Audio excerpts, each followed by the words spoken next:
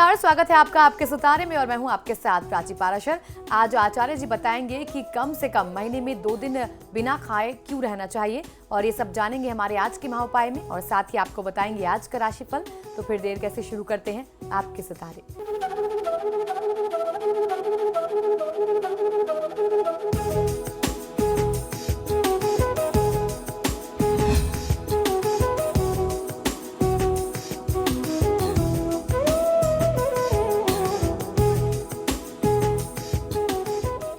आपके सितारे में आप अपनी हर परेशानी का हल प्राप्त कर सकते हैं और अपने सवाल पूछ सकते हैं। स्टूडियो में साथ देने के लिए मौजूद हैं विश्वविख्यात ज्योतिषाचार्य और वास्तुशास्त्री पंडित वैभवनाथ शर्मा। आचार्य जी, आपका हार्दिक स्वागत है। जी नमस्कार। तो यदि आपके मन में भी कोई सवाल है तो आप भी हमें कॉल कर सकते हैं। हमारे नंबर्स लगातार आपकी टीवी स्क्रीन पर फ्लैश किए जा रहे हैं। आप हमें हमारे टोल फ्री नंबर पर भी कॉल कर सकते हैं। आप हमसे सीधी बात कर सकते हैं। हमारा टोल फ्री नंबर है 1800-102-6303। आप इस नंबर पर मुफ्त में कॉल करें। इसके अलावा आप हमारे लैंडलाइन नंबर्स 0120-464-6332, 0120-464-6327 पर भी कॉल करके हमसे सीधी बात कर सकते हैं। तो चलिए सबसे पहले आचार्य जी से जान लेते हैं आज का पंचांग। जी बिल्कुल, आज का पंचांग इस प्रकार है। विक्रम संवत 2072 मास चल रहा है आषाढ़ का, ये अधिक मास है और अधिक मास के कृष्ण पक्ष की आज नवमी तिथि है। शुक्रवार का दिन है, नक्षत्र है अश्विनी, योग है सुकर्मा और करण है गर। और चलिए अब जान लेते हैं 12 राशियों का हाल। आज का दिन उनका कैसा रहने वाला है और सबसे पहले बात कर लेते हैं मेष राशि की। मेष राशि वाले जातक लोगों के लिए सामान्यतः आपके स्वास्थ्य सुख में वृद्धि के योग बन रहे हैं। प्रयासरत और संघर्षरत रहने से आपके आय क्षेत्र में जो भी बाधाएं आ रही हैं उनमें कमी की जा सकती है।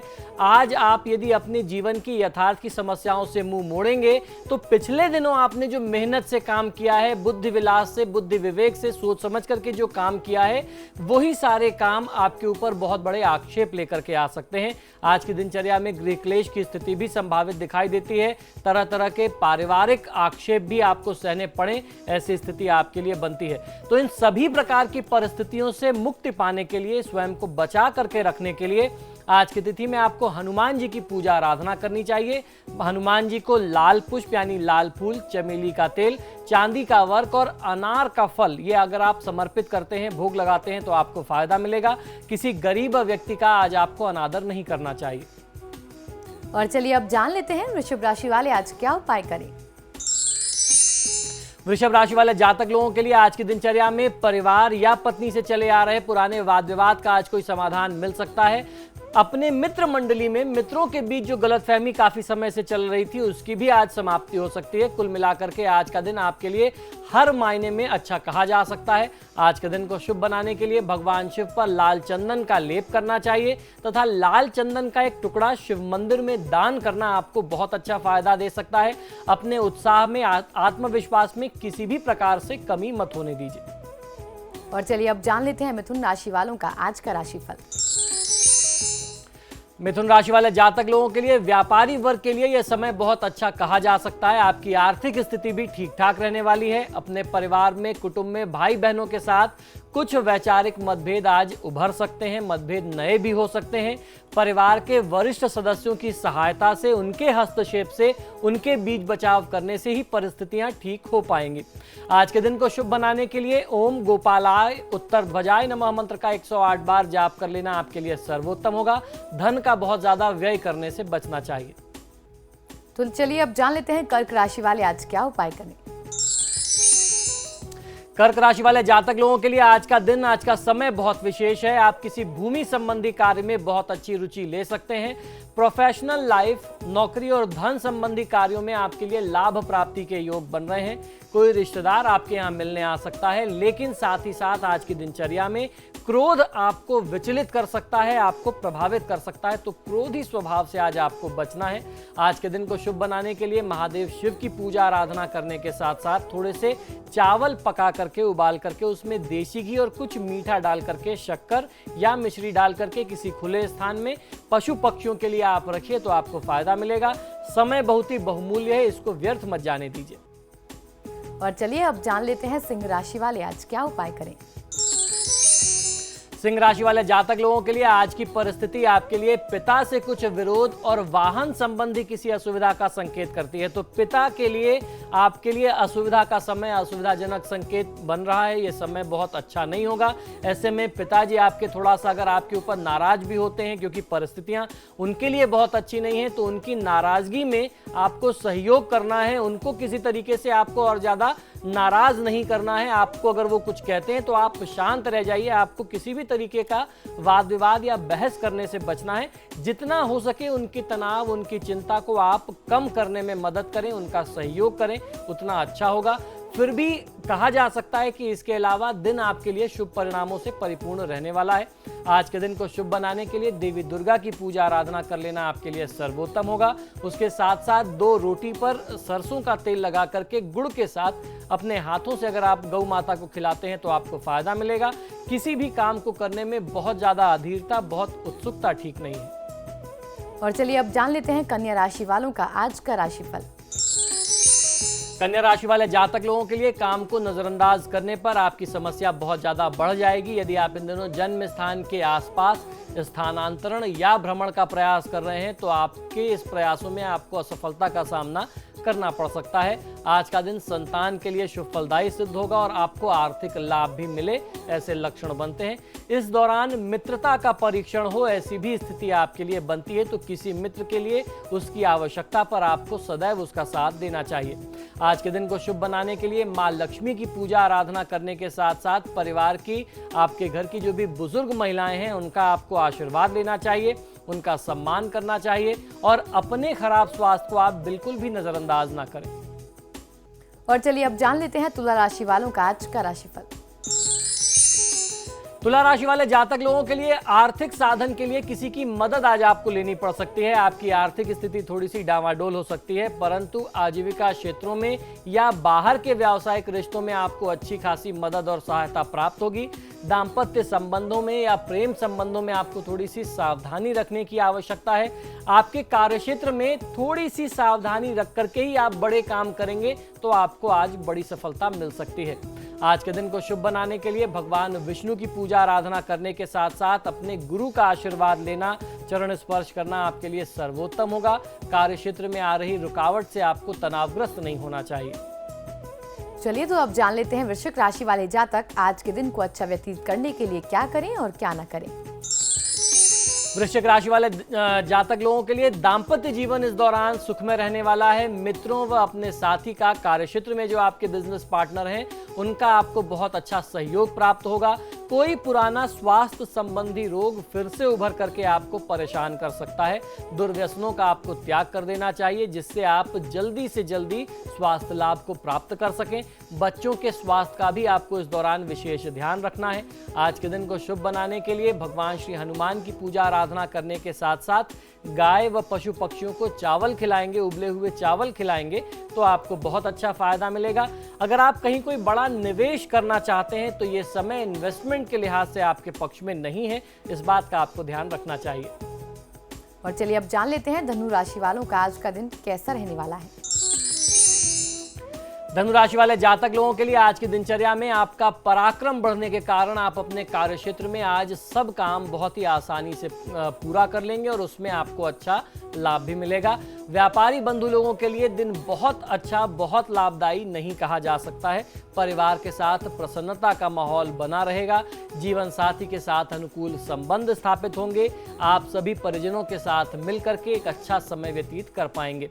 आज के दिन को शुभ बनाने के लिए भगवान श्री सीताराम जी की पूजा आराधना करनी चाहिए और उसके साथ साथ एक थोड़े से छोटे से सूती लाल कपड़े में 2 चम्मच सौंफ बांध करके अपने शयन कक्ष में, अपने बेडरूम में, अपने बेड पर आप रख करके जाइए। जितनी भी नकारात्मकता आपके आसपास है, आपके अंदर है, इस छोटे से उपाय से वो दूर हो जाएगी। आपके कार्य में अगर किसी प्रकार से अवरोध आता है तो उससे मन को निराश मत करिए। और चलिए अब जान लेते हैं मकर राशि वाले जातकों के सितारे आज क्या कह रहे हैं।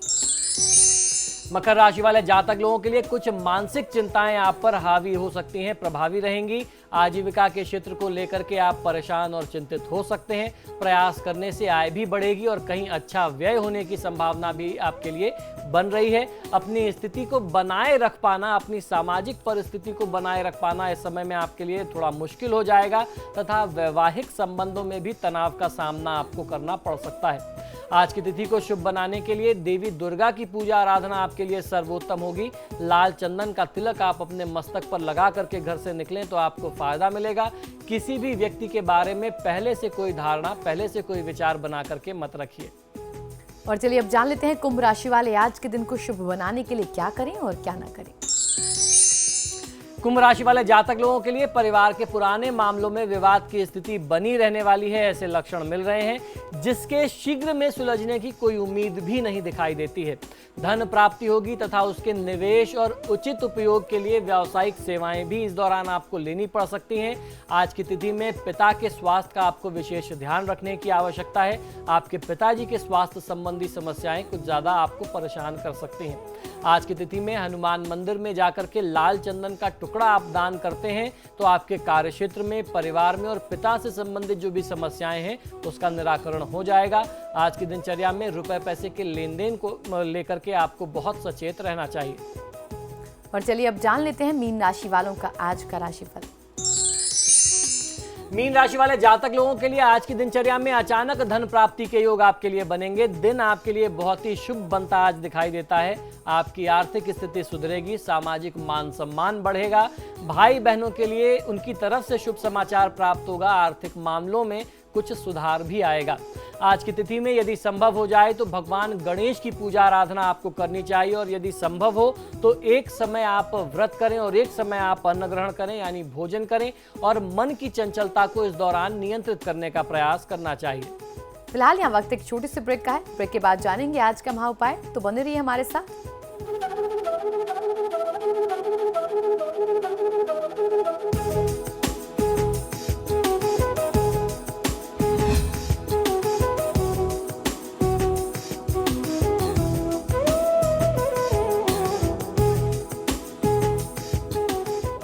ब्रेक के बाद आपका स्वागत है और चलिए अब जान लेते हैं आज का महा उपाय क्या है।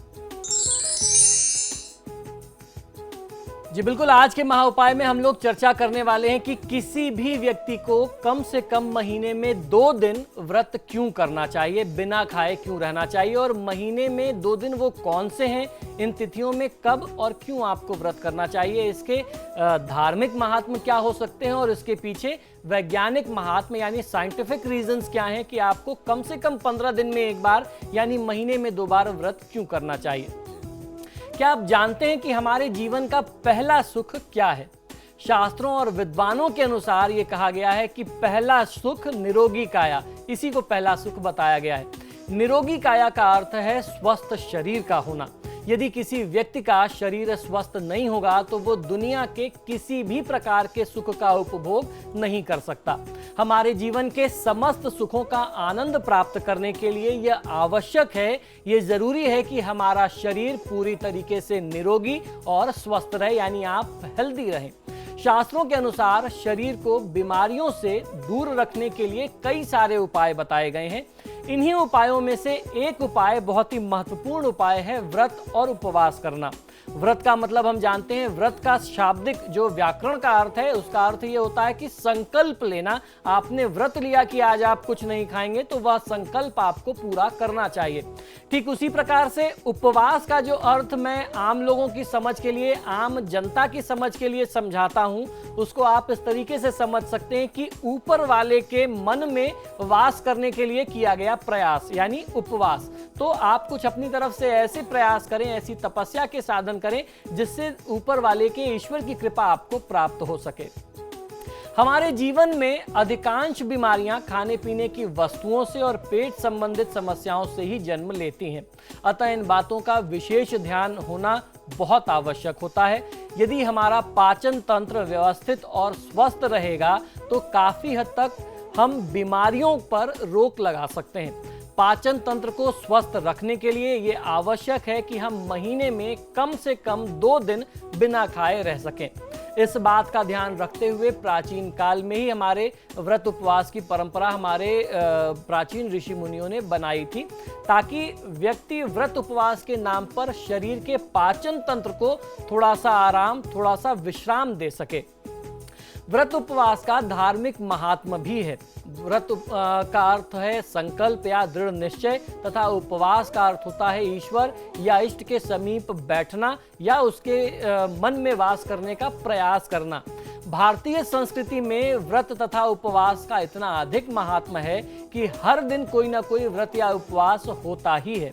सभी धर्मों में उपवास की आवश्यकता बताई गई है, इसलिए हर व्यक्ति अपने धर्म परंपरा के अनुसार उपवास या व्रत करता ही है। वास्तव में व्रत उपवास का संबंध हमारी शारीरिक और मानसिक शुद्धिकरण से भी होता है। इससे हमारा शरीर स्वस्थ रहता है। जब आप व्रत करते हैं तो आपके शरीर में पहले से व्याप्त जो भी गंदी सी चीजें होती हैं वह निकल जाती हैं, आपका शरीर शुद्ध हो जाता है। इससे आपके शरीर के जो पाचन क्रिया है या आपके शरीर की और जो मैकेनिज्म है उसको थोड़ा सा विश्राम भी मिलता है, उसको रेस्ट भी मिलती है। तो ये तो बात रही व्रत के महात्म की। आइए जानते हैं कब कब किन किन तिथियों में आपको व्रत और उपवास करना चाहिए। इसका सबसे आसान तरीका यह है कि हर महीने में 2 एकादशी होती है। हमारे धर्मशास्त्रों के अनुसार एकादशी का व्रत जो है वह अक्षय पुण्य प्रदान करने वाला बताया गया है। हर माह में दोनों एकादशियों का व्रत जो भी व्यक्ति करता है उसे बहुत अच्छा लाभ मिलता है, धार्मिक दृष्टिकोण से भी और वैज्ञानिक तथा आपके आयुर्वेद के लिहाज से आपके शरीर के दृष्टिकोण से भी। अर्थात इन 2 तिथियों में, इन 2 दिनों में बिना खाए पिए व्यक्ति को रहना चाहिए। आप चाहें तो कुछ स्वल्पाहार, कुछ फलाहार इत्यादि किया जा सकता है। अगर आपका शरीर आपको ये आज्ञा ना दे रहा हो कि आप बिना कुछ खाए पिए रह सकें, तो ऐसे में आप कुछ थोड़ा सा हल्का फलाहार जरूर कर सकते हैं।